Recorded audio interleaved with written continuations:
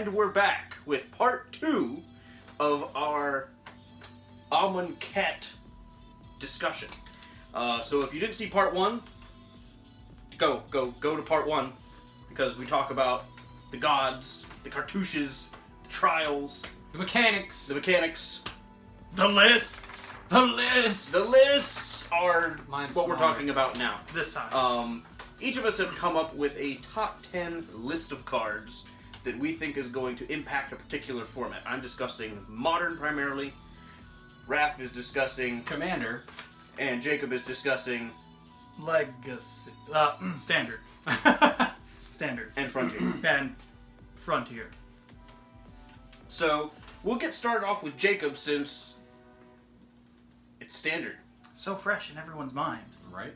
Alright, coming in at my number 10 spot is Honored Crop Captain.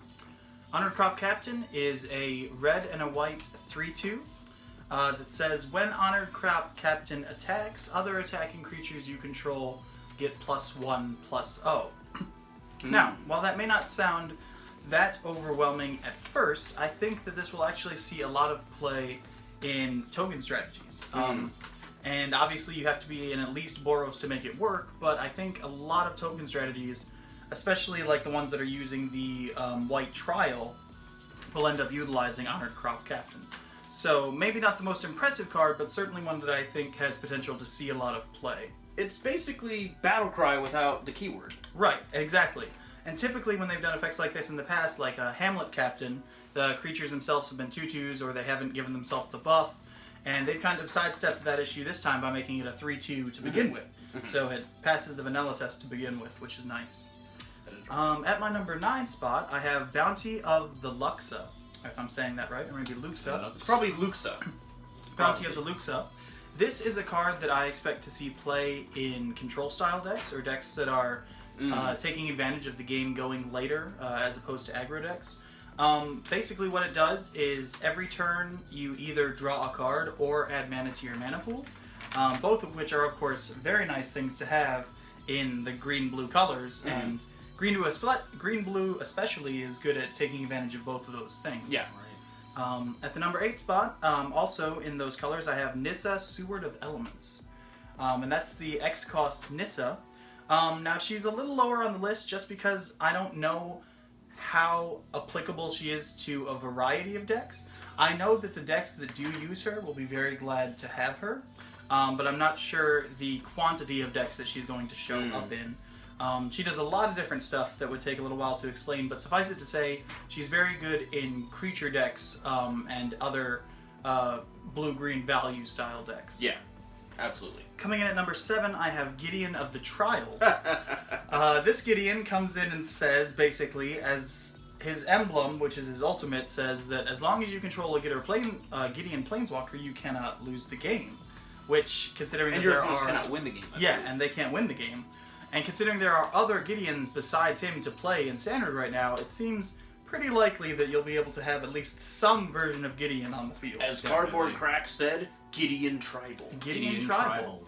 And frankly, all of the Gideons are quite playable right now. The 4-drop one especially, from Zendikar, saw a lot of play. Oh, so. yeah. Saw? See. Yeah. Yeah. And, of course, you know, we only know about Gideon because it was foretold. Right? And so coming in at number 6 is As Foretold, a blue enchantment that basically says, why spend mana when you don't have to? It's an Aether Vial for spells. And it says on each player's turn, you may cast a spell of increasing freeness, starting with 0, going to 1, and then 2. But of course, it doesn't specify just on your turn. So if you have instant speed on each turn. spells, on each turn you can play something, which, yeah, that's what blue needed. I'm glad they made that. Alright, coming in at number 5, I had to cheat a little bit on this one. I don't know which one of these is more likely to see play, but I find that they're the same likeliness in my list. Kefnet, the Mindful, and Ronus, the Indomitable. I think that those are the two most playable gods, in that they're the two easiest to turn on for the purposes of attacking and blocking. And I think that they go very well in the decks that want them. They offer a lot of power, they offer a lot of defense, and they really kind of help round out the decks that find themselves wanting those kinds of creatures in them. So Kefnet the Mindful and Ronos the Indomitable, both really good choices that will probably see a lot of play in Standard. Coming in at number 4, I have the first of a few Aftermath cards. Number 4 is Never to Return. Basically, Never to Return, the first part, Never, is 1 black, destroy target creature or planeswalker at sorcery speed. And as we know, anytime you have destroy target creature or planeswalker for 3 mana, it's pretty much going to see play.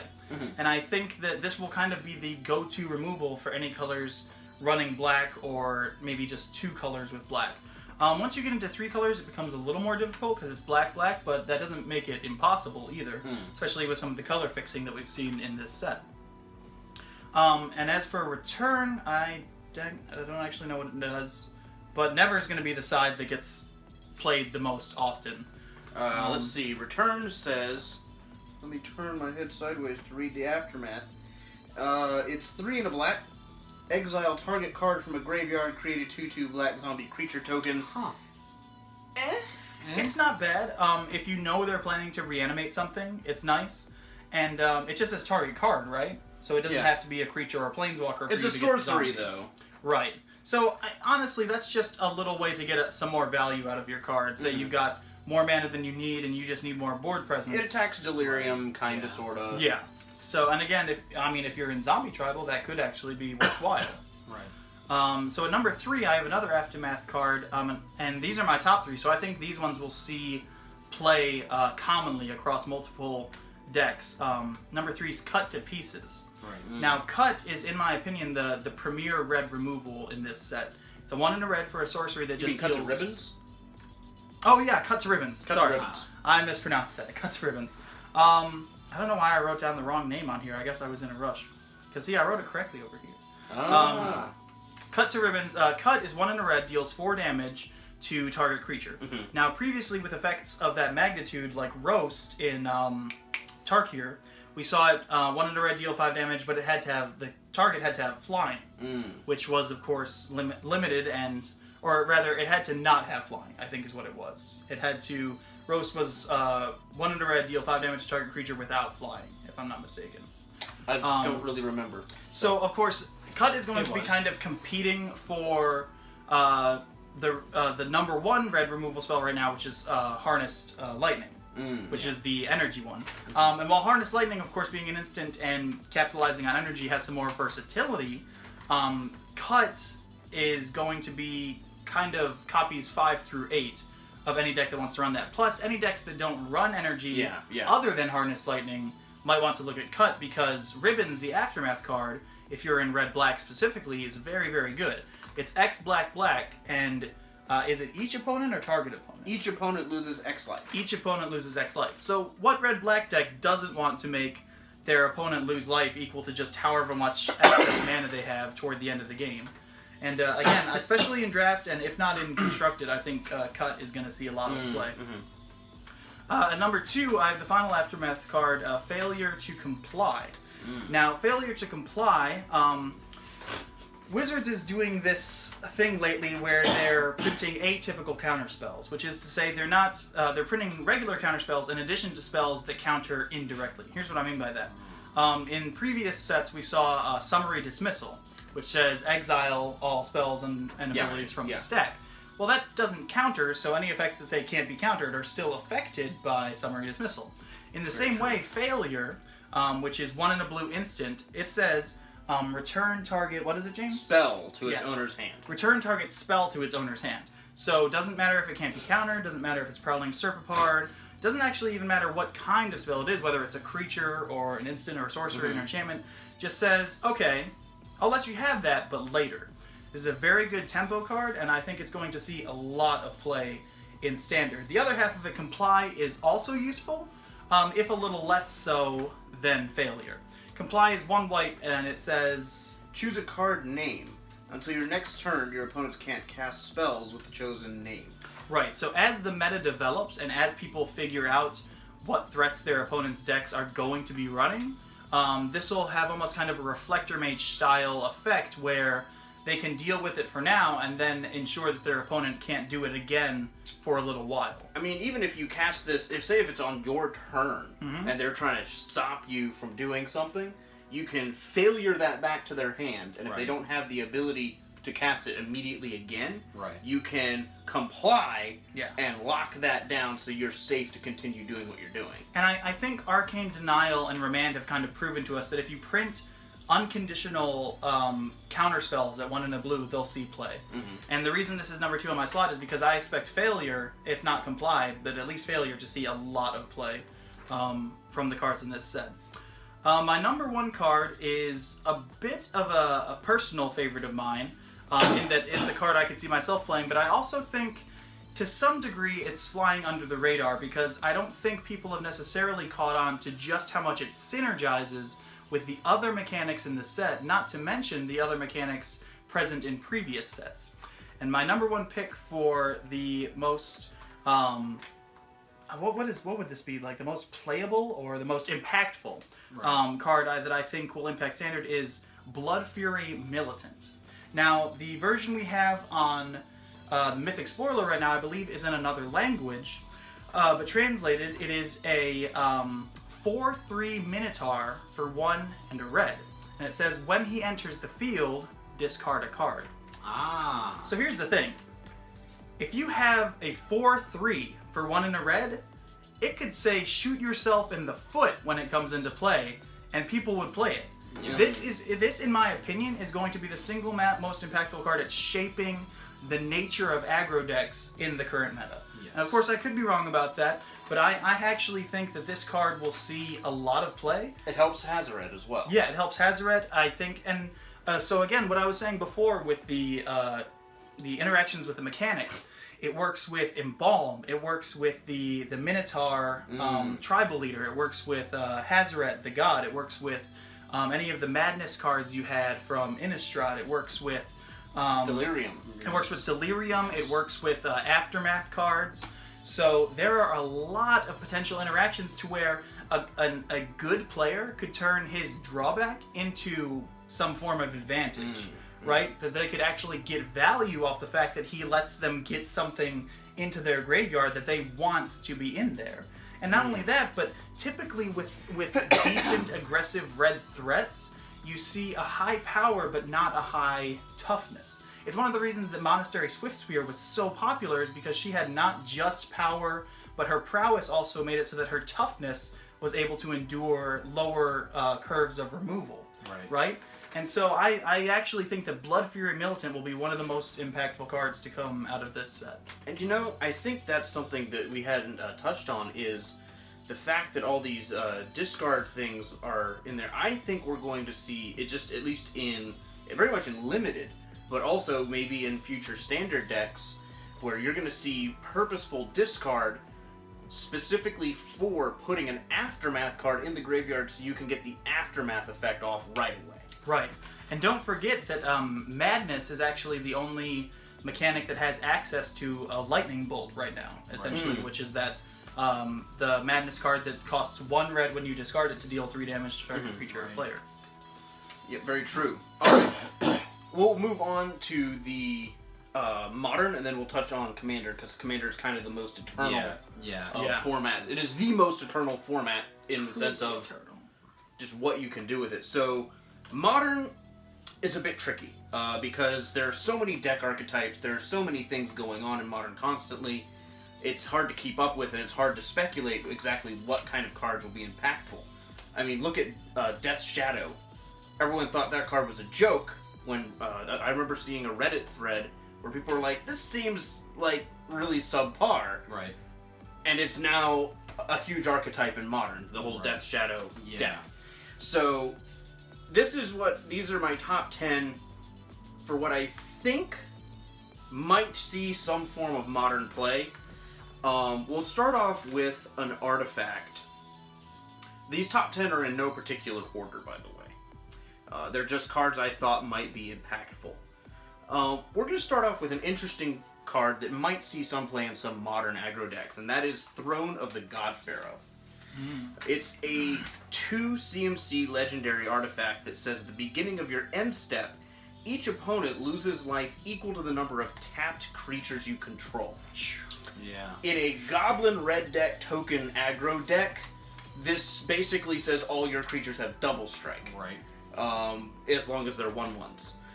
So all your Goblin tokens deal double damage as long as they remain tapped. And even within Standard, this is very good for your Exert creatures, because your Exert creatures are giving that little extra oomph, or as Shakespeare might say, chutzpah, to your opponent. So is it damage or is it loss of life? It is damage. Okay. So it is preventable, but also it's doubleable by certain double. Oh no, damage excuse me. It is loses life. Okay.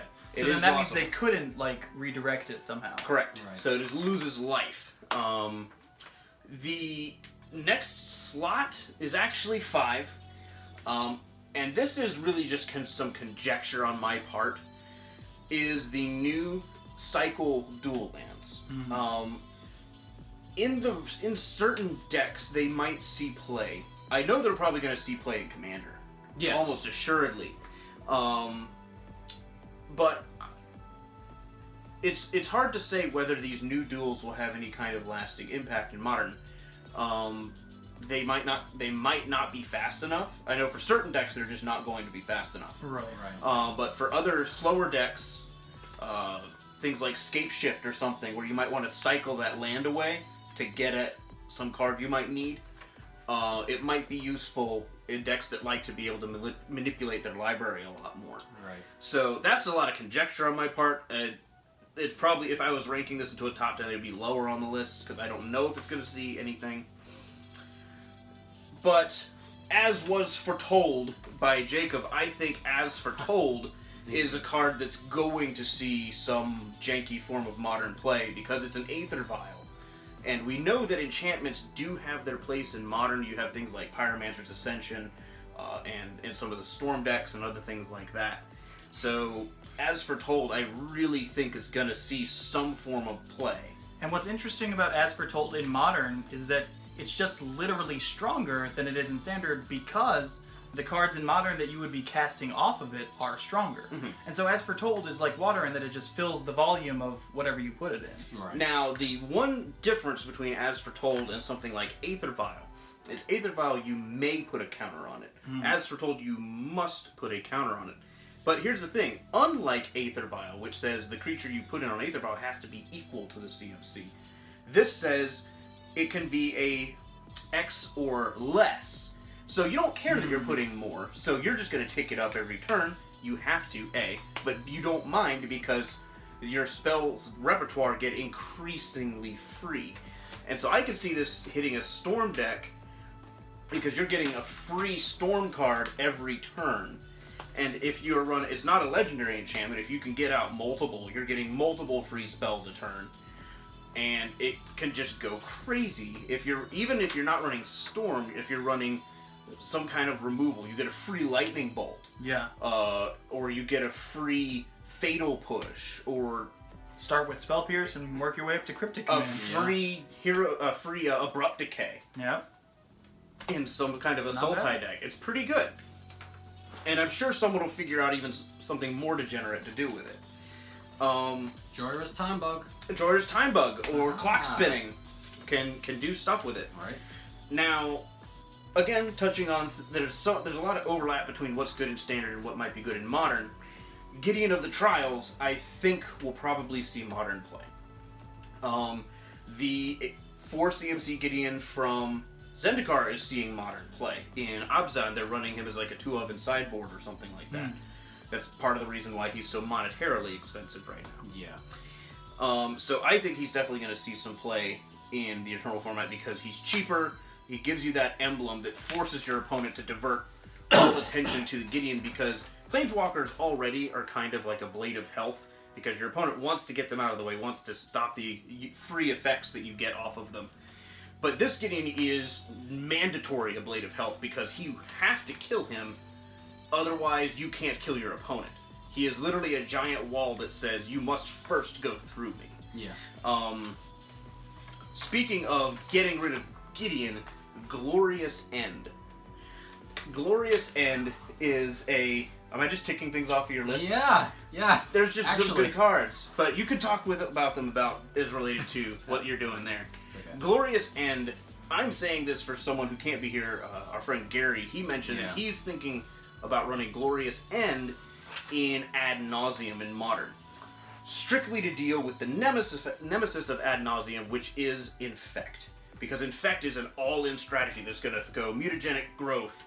Might of Old Crows are just going to ramp all this power onto this thing and swing for the kill. Right. Right before damage, Glorious End, I end the turn.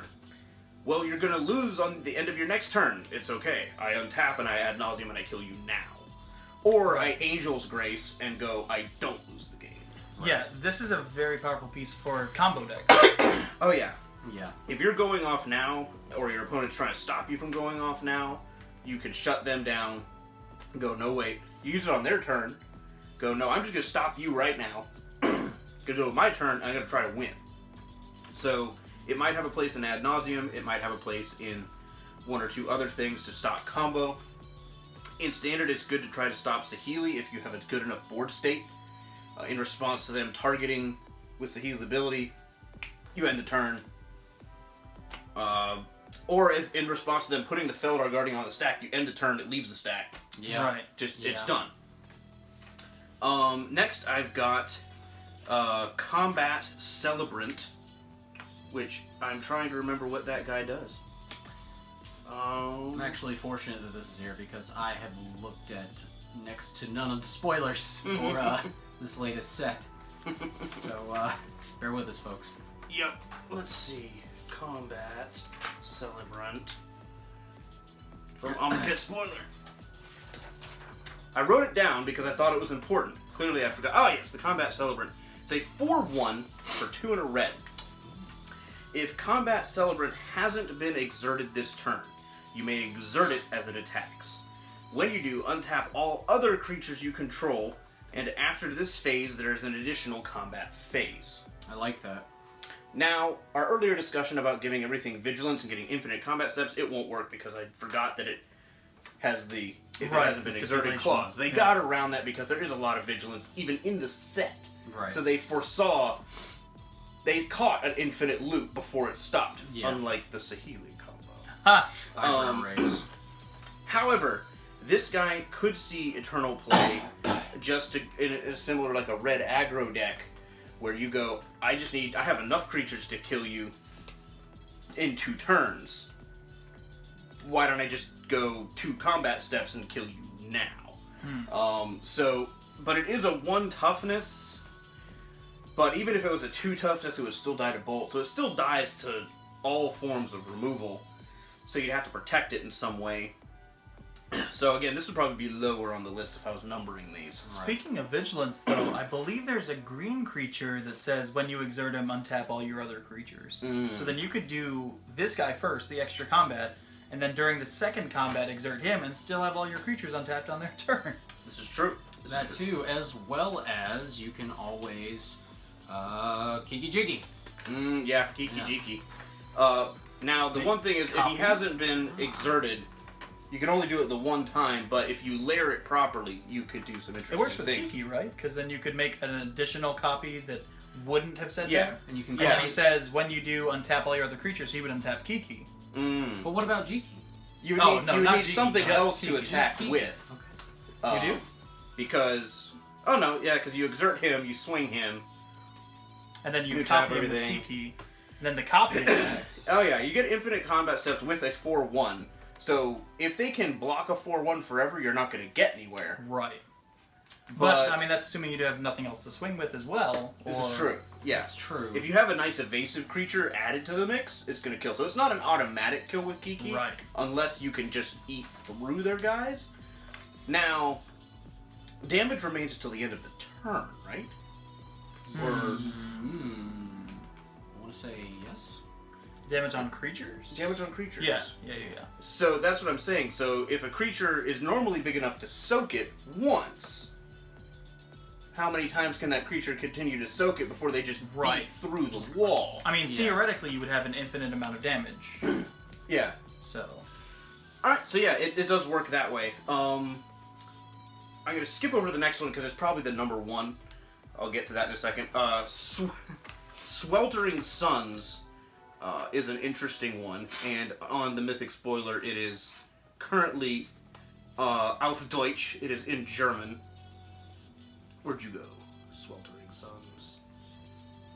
Ah, that red card, right? Yeah, it's here it is. Very sweltering. I wanted to read the exact text. The exact text, as far as the translation is concerned, it's 1 and 2 red. Sorcery deals 3 damage to each creature. It has cycling 3. It's no Anger of the Gods, but it's another one. And it has the ability to cycle, although the cycling cost is actually rather expensive. Well, I think this By will comparison. help deal with all the token strategies. Yeah. Right. It's another Anger of the Gods that can draw you cards if you don't need it. So it's safer main board than Anger of the Gods. Yes. Because If you Anger don't of the need Gods it, could just be dead in your deck. But this you can at least pitch it in game 1 to try to find something more useful. I actually, my personal preference for this card, I actually like Anger of the Gods more than that, than this in particular, because of the fact that it exiles whatever it blasts. And that in itself, because I'm a graveyard player at heart, so yeah. when something is gone for good, you don't have to worry about it anymore. That's always a plus.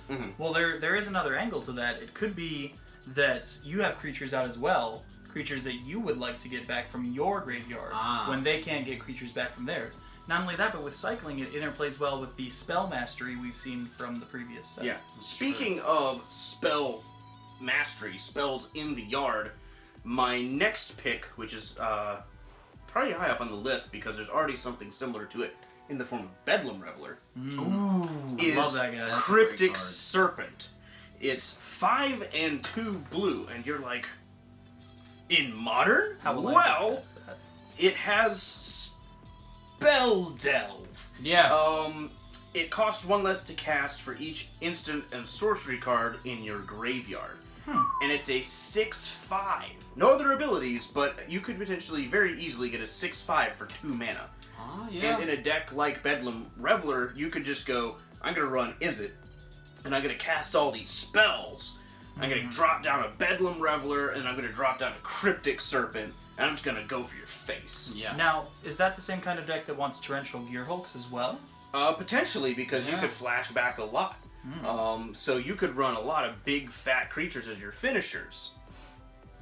So, that's one of the things I've got there. Now, number 2, and this is probably number 2 on my list, is a card called Harsh Mentor. Weirdly enough, most of the cards I think are good in Modern in this set are red. And I'm not usually a red mage. Red's probably my least favorite color in the color pie. Breaking my heart. But this is a 2/2 for 1 and a red, so it's a bear. And it is a hateful bear. It's a human cleric. Whenever an opponent activates an ability of an artifact, creature, or land on the battlefield. I love that wording. On the battlefield. I love that wording. If it isn't a mana ability, Harsh Mentor deals 2 damage to that player. So this is basically the activation counterpart of Eidolon of the Revel. Or it's like a gutter snipe that punishes them for doing anything. Crack your fetch. Oh, you can take 3 life for that fetch. Yeah. Activate. This includes Any activated ability. as far as your vehicles go. Yeah. No Crew your problem. vehicle. No. Damage. So it has standard applicable things as well, and Yeah. it's super, super punishing. And here's the thing. You could, in theory, I think Mardu Vehicles, segueing into standard just a little bit, Mardu Vehicles is going to get even stronger because this guy can crew some vehicles and at the same time punish your opponent for crewing theirs. Very good in the mirror match. Extremely good in the mirror match. So I think this card is going to see some play in Modern, almost certainly in some form. Whether he'll be tier 1, probably not, but he's going to see some play because there's so many things that activate in Modern. Just the ability of punishing someone for fetching is huge because they're already bleeding a lot for that. Now, my number 1 pick for cards that are going to see play in Modern is a bit of a cheat on my part, because it already sees play in Modern, and that is the reprint of Aven Mind Sensor. Oh, yeah. Yes. What can you say about this card? It's really good. It sees play in Hate Bears, and we're getting a nice, cool new art of it, and we're getting an Invocation art of it as well, so people can bling out their Hate Bears decks with this hateful bird. So that's my top 10 for Modern specifically. So let's seal it up with Raf. Yes, I've been waiting for my list Patiently. to be made very, very patiently. I've been Go quiet for it. and just like, this whole time, like, now it's my turn to shine! Okay, so, He only plays Commander. I only play Commander. So, number 10 on my list, I'll have to go with Watchers of the Dead. That card in particular is an artifact kitty cat. Yes. Yes. One moment here. Watchers of the Dead. Watchers of the Dead is a CMC 2 artifact creature. It's a cat. It's got 2 power, 2 toughness, and exile Watchers of the Dead. Each opponent chooses 2 cards in his or graveyard and exiles the rest. Now, I don't know about the rest of you Commander players, but I treat my graveyard as a second hand. So when someone goes to hate that second hand, I feel like I've lost another part of my resources. So this is another form of graveyard hate that is in colorless and can be used in any deck. Any deck that I think that all Commander decks should run some form of graveyard hate. And this is actually, if you're looking to play a slightly more fair game of Commander and something less oppressive, this is a more fair alternative to something like Rest in Peace. Yes, definitely. Because this deals with the immediate problem. It's a Tormod's Crypt that hits everybody, but they get to keep 2 things. So there's some small consolation there, and it might not solve all your problems. It does not hit everyone, it's each opponent. So your graveyard is fine. Oh yeah, that's what I meant. It hits all your opponents, so it's a better Tormod's Crypt in that way, but it's also worse in that they get to keep 2 things. So if they only needed those 2 things to kill everyone, it might not save you. I.e. your Aftermath or Embalm effects, or whatever have you in Standard, that is. Especially all your cards, if you're in Commander, you're going to have access to other things like with Flashback and Dredge and those effects, so on and so forth. Which leads me into my number 9 pick, Cascading Cataracts. This card, it's amazing. It's an indestructible land. It taps normally for a colorless, but it's also a filter land in the sense that you can pay 5 colorless mana, tap, and add 5 mana of all 5 colors, I believe. Any combination of colors. Oh, I stand corrected. Shows you how much I know about the new set. We know nothing. I love this card, specifically because I can use my colorless mana from my Mana Rocks to activate it. I'm not sure how it would work in Modern or Standard for that matter, but what are your thoughts on it, Thrice? For Standard, I don't know how applicable it is because we're not in that much of a multicolored matters state of the game right now. Right. We're seeing decks that are pretty much 3 colors at the most, and that third color is usually a splash. Right. Now, it does allow you to have mana in any combination of colors, but you have to have 5 mana to put on. You have to have 6 mana because you have to be able to tap this land as well. Right. So you have to have access to 6 mana sources with this included. But it is the ultimate filter land in that sense, and filter lands in Commander are definitely a must-have. I think for Standard, this is one of those lands that will fly under the radar until it's needed when something in a future set makes it relevant. Yeah. Right. And it's not like you have to worry about someone getting rid of it because it is indestructible, unless they're running some sort of land exile effect. Which my number 8 pick would be something that you stated, Throne of the God Pharaoh. Yes. Because I am a token player in Commander, and I love tokens, and when I first read this card about how each opponent loses... Is it loses life? Loses life? Loses life equal to the number of tapped creatures you control. That... just... If you're swinging out with tokens, if that didn't seal the deal, that right there will do it. That'll get the job done. Number 4... is by force. Yes. Because it's 1 red and X. Is it a sorcery? I think it is. I believe it is as well. But what it does is it destroys X target artifact. So in other words, it's effectively a second Vandal Blast for that matter. And Yeah, it's a yes, it sorcery. is a sorcery speed. So I'm surprised this didn't make your list, Jacob. Given Mardu vehicles and all the artifacts, it's a good standard option right now. For 1 red and Honorable X, mention. Yeah. For 1 red and X, you can do a number of things with this. You can deny people resources by blowing up their mana rocks. You can take care of some pesky artifact creature that just gets in your way, like anything in Brea. Target the whole deck. Right? Could you just recur this? Get infinite mana. Number Next. 5 next would be Forsake the Worldly, which is another form of removal, and specifically it exiles. I believe it is. Let's see. I'm not familiar with that one. Forsake the Worldly. Is it black? No, it's white. Oh, it's white. Yep. I'm looking in the wrong column. Column. Forsake The Worldly. the worldly. There it is. There it is. Found it. It That one, is yes. 1 white, 2 colorless. It's an instant, and it exiles target artifact or enchantment with cycling for 2. Now, this card I like simply because it's an instant that exiles. It gets it out of there. Another good for standard honorable mention. Oh yeah, Definitely. gets rid of those gods. Yeah, the fact that... Or wait, no, they're not Vehicles. enchantments this time. Keep on forgetting that. The fact that you can just get rid of something and not have to worry about it coming back is always a plus. And the cycling, which means you don't need it right now. Yeah, if it's dead, It gives you a card draw. So my next pick would be Harvest Season. It's perhaps the best land tutor ever.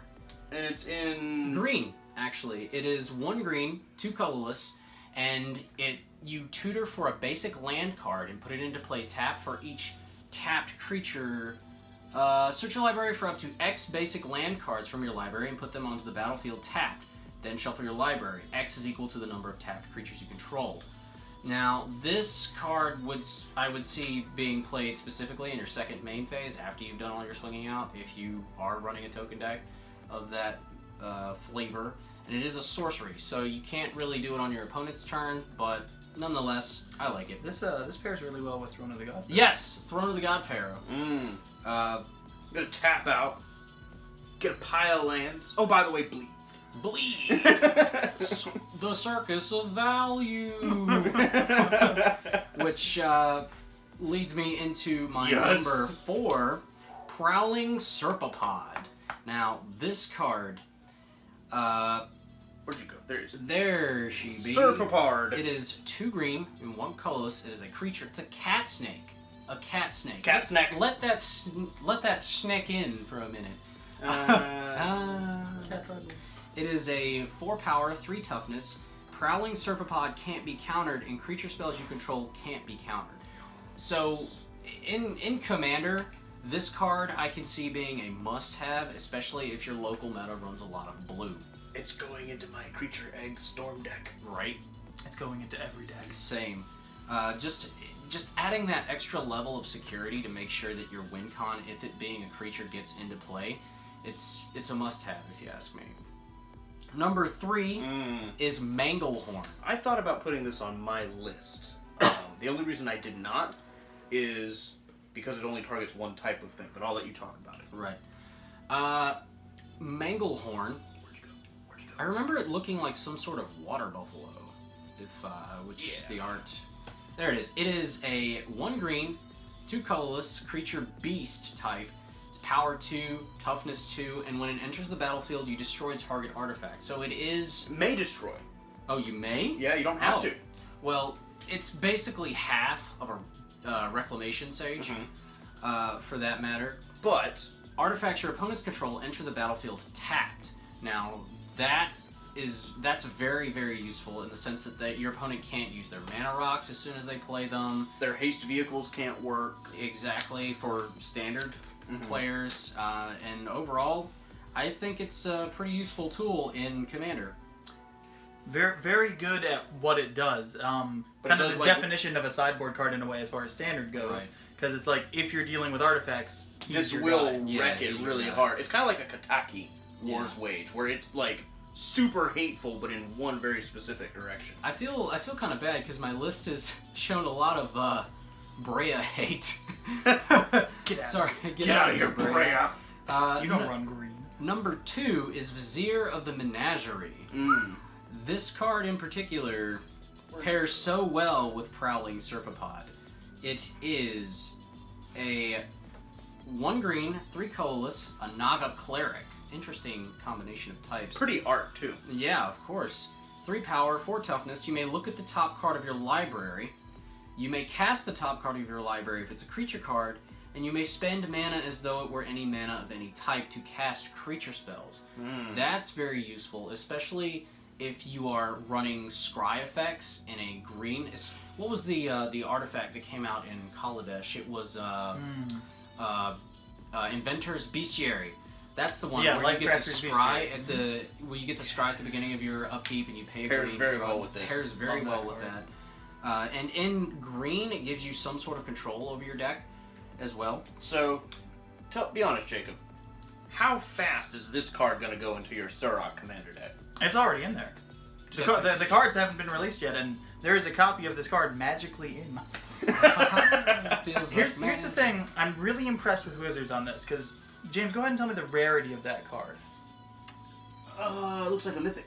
It is a mythic green card. The chances of there being a mythic green creature without it having 2 green in the casting cost is incredibly rare. And yet, it was very intentional given his third ability. The whole mana fixing thing.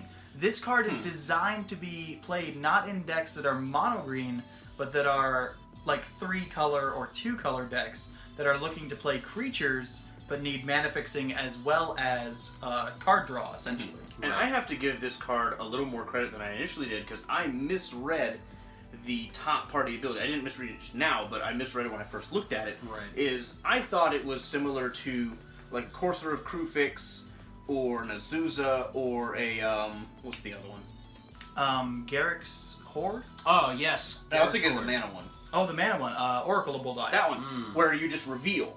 Right. No, this you get to look, so your opponent doesn't get access to that information. So this is really favoring the controlling player. Definitely. And it's not tipping your hand at all to anyone else, unless you're, looking at the top of your deck going, oh. Right. Now, of course, Raf for Commander, this plus Sensei's Divining Top. Yes, definitely, of course. Them divinings. Anything that lets you scry it away if it's not a creature, or whatever gets it out of the way. And my number 1 pick for Commander is another card that Thrice was so happy to But foil. it has some really strong applications in Commander that I couldn't even begin to touch on. Especially in Commander. Now, for example, I love my Thromok deck. I love my Thromok deck in Commander, and I've had victory snatched away from me because I couldn't swing out with my 200 Commander, and Glorious End will help me get there because it shuts down combo players when they're trying to combo off on their turn. Now, if I'm going against a combo blue player, I will expect it to get countered by something, but this card lets me go out on my terms, and that's just something that I like about it, and specifically. It just ends the turn, and it's like you said, it exiles everything on the stack. The turn ends, and at the beginning of my next end step, I lose the game, but if I'm running this card, I will have some way to clinch a game on my turn. It is very red. It's like, I am going to win right now, or the game's going to be over. Yes. And that's the kind of card I would include Besage You, Who Shelters All, with this card in mind. Definitely. Some good cards to go with it would be Besage You, Who Shelters All. And if you were running it in Boros, you could run, Angel's Grace, and go, I'm going to end the turn and stop your combo. Well, don't you lose?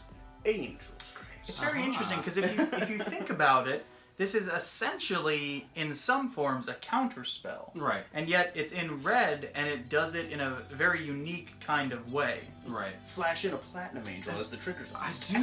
I do like that about what Wizards is doing. They're actually putting a lot more answers in different colors recently in these past few sets that I really do appreciate. And they haven't just been like weird versions of something else.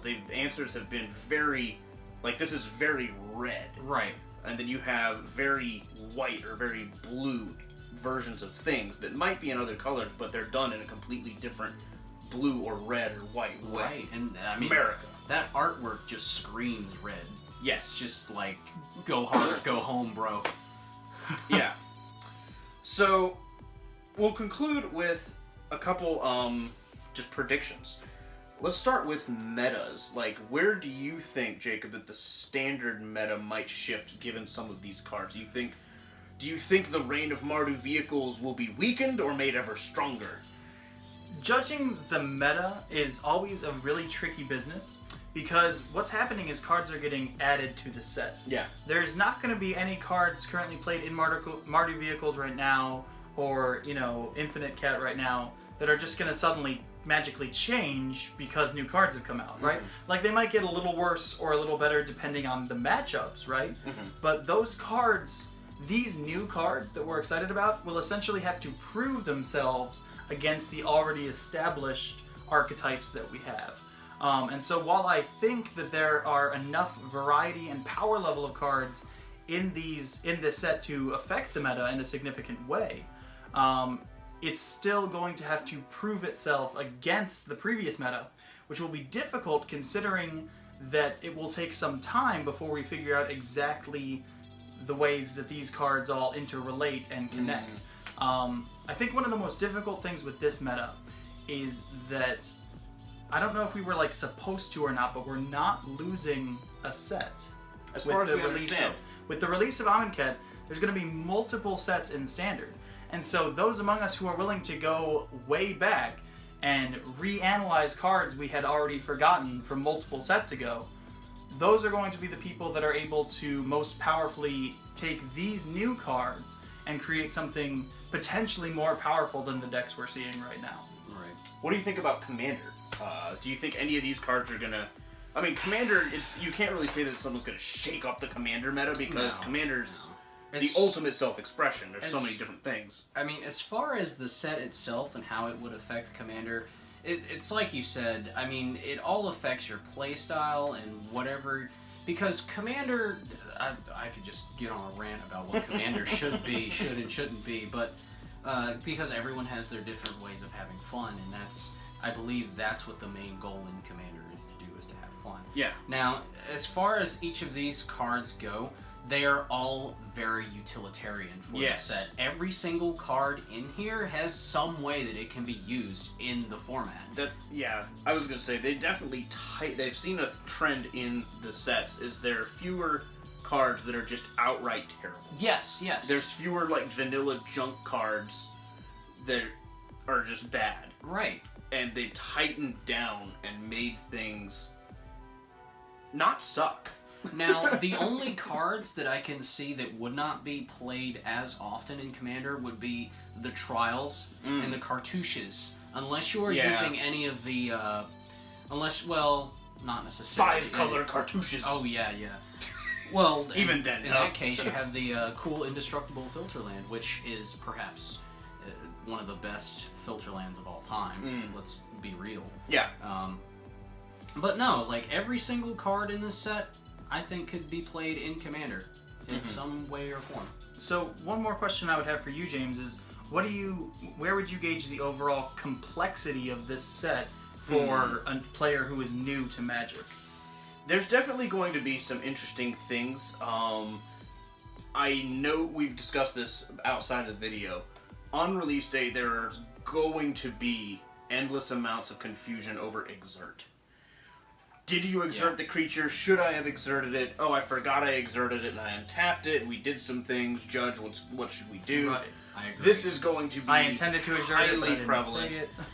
So, use some kind of identification method. Use the weird exert tokens or the brick tokens or any kind of marker to denote that things are exerted when you declare them to be exerted for the sake of everything. I feel that it would be more difficult to keep track of in Standard than it would be in Commander because unless you're running Exert as your main mechanic, you're not really going to be paying much attention to it. So it would be, in that sense, it would be easier for you to keep track of. Well, this is this one creature doing the one thing. Guy. Yeah. This one guy. But I know Exert's probably going to be the most problematic of a headache in getting for people to get used to. Right. With the brick counters, it's just another type of counter. Sure. You have -1/-1 counters. That's going to be, you're going to have to maybe use different colored dice to determine what is what. Right. Or if you're, made of money, they make actual -1/-1 counters that you can get. They're like little tokens that say -1/-1. You can put them on a thing. Right. So maybe those will see some play.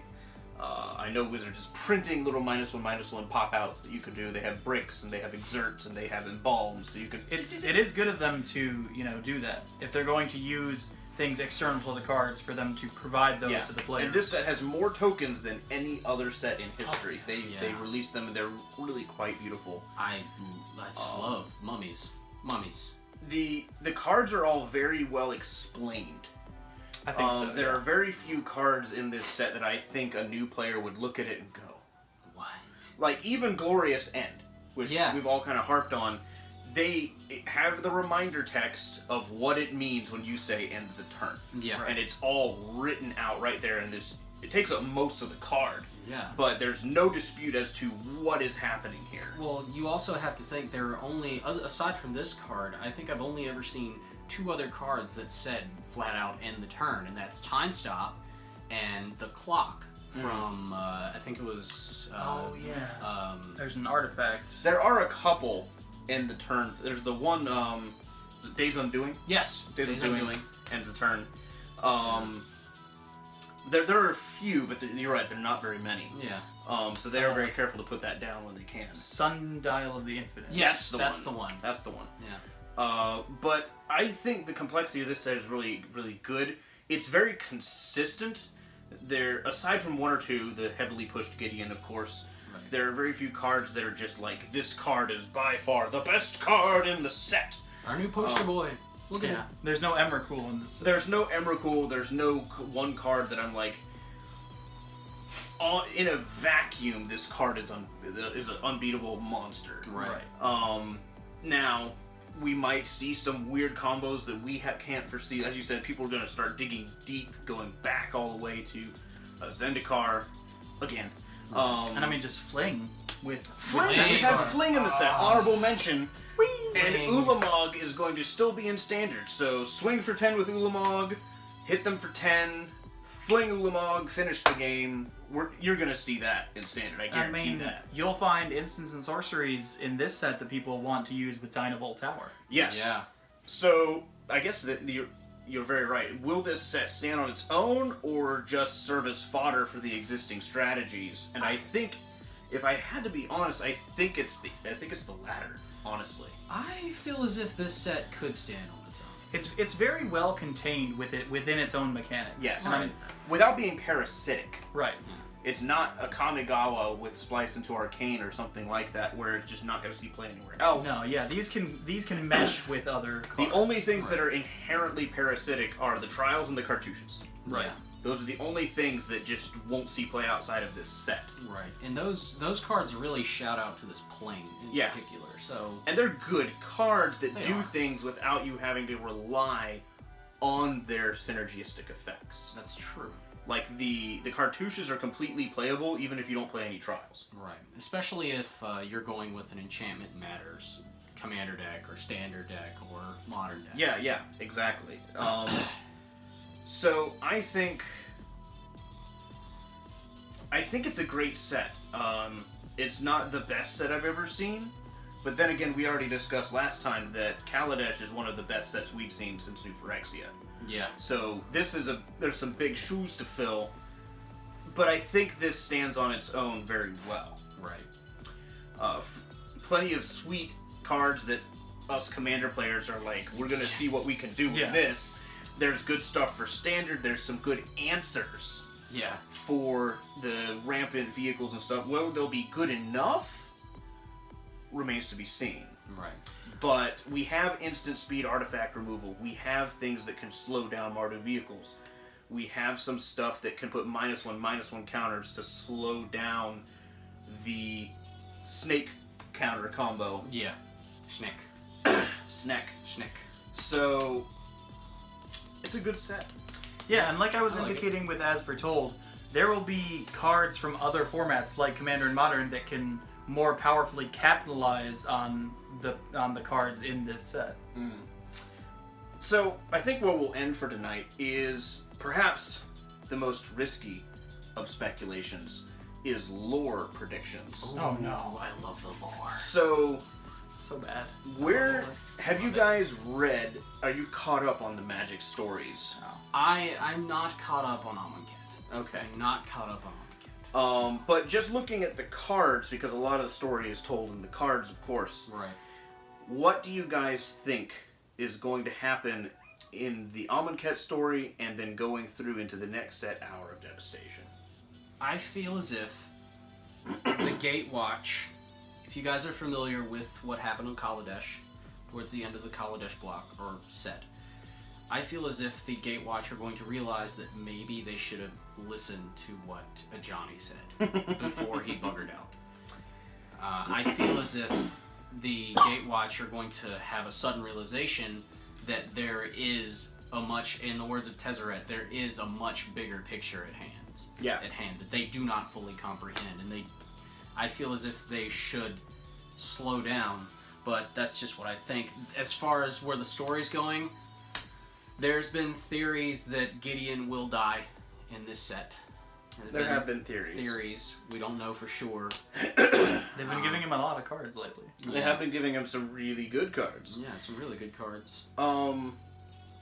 I've caught up on the story, so I think it's going to be very interesting. Bolas obviously isn't in this particular set. He's going to be in the next one. And I think he's going to return to Amonkhet, and it will be the Hour of Devastation, and it's going to be... I really do get the same sense that something bad's going to go down. Even if we don't lose a member of the Gatewatch, we're going to see a major defeat, I would think. We're going to see maybe a re-examining of some outlooks, and a really, a heart check from some of them. Yeah. They might be bloodied even, maybe have some actual physical scars from what's going on. And Bolas is a powerful telepath and a mind mage. Someone might get a little messed up in the head. He and Jace might go toe-to-toe or something, and that would end pretty poorly for Jace, I think. Because we saw what happened between Jace and Ob that one time. He, just straight up hit him with all of his mental force, and it still didn't divert Ob. Then we're talking about Nicol Bolas here. Yeah. So who is a telepath, as Jace has said. So I think we're going to see some interesting things, and obviously with Bolas you can never know everything. Wizards likes to keep the mystery for a Bolas. We're never going to have a full reveal of his grand schemes. They're all layered within enigmas, and everything's going on. My predictions would involve... I think Bolas is going to survive, essentially. Yeah. I think he'll somehow get away, or, whatever it is he has to do. Yeah, and I really don't think they kill him I would very much not be surprised to see him kill a Planeswalker in the next set. Even if it's a local one, or if it's a character that we care about in some fashion. Maybe a Johnny shows up at the last minute and he dies. No, that could be a thing. Or it might kill someone. Have to quit Magic. Yeah. Now, there is one thing I have to say, and I think we'll end on this note. And this might be just put out into the void, and it might not be received by the intended party, but it has to be said. Right. Because you, Professor, made a prediction that Damnation would get reprinted in this set. Yeah, you did. Now, we have Wrath of God as... Not Wrath of God. Wrath. This is Wrath. This is me. I don't have Wrath. We have Wrath of God as an invocation. Damnation was printed in the most recent Modern Masters. Now, you said that if it wasn't printed, all shame and everything else would be due upon you. So, there it is. Now, I'm fully willing to eat my words if it gets printed again in Hour of Devastation. Because, well, it might. Yeah, it could. I mean, and it I'll eat the pie if I have to. It would fit Hour of Devastation, and Nicol Bolas is the God Pharaoh, so it would be on flavor. But we'll see. But for now, thin ice. Yeah, thin ice. Very thin ice, sir. And on that bombshell, it's time to end. Good night. Good night, folks. See ya.